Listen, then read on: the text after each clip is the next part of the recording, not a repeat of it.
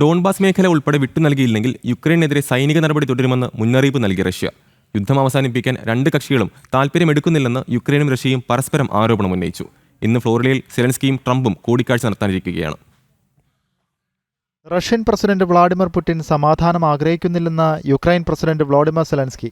ട്രംപുമായുള്ള കൂടിക്കാഴ്ചയ്ക്കായി ഫ്ലോറിഡയിലേക്കുള്ള യാത്രാമധ്യേ കാനഡയിലാണ് സെലൻസ്കിയുടെ പ്രതികരണം.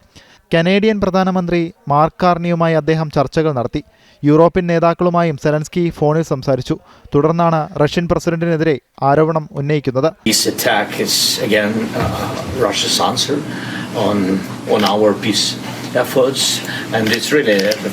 Shows that Putin doesn't want peace, and we want peace, and he's the man of war, but he's afraid to speak about publicly, but we see these steps.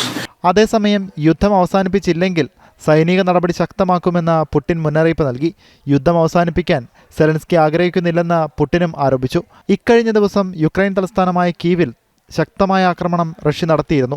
ആക്രമണത്തിൽ 2 പേർ മരിക്കുകയും 30-ലേറെ പേർക്ക് പരുക്കേൽക്കുകയും ചെയ്തു. മിസൈലുകളും ഡ്രോണുകളും ഉപയോഗിച്ചായിരുന്നു Russian ആക്രമണം.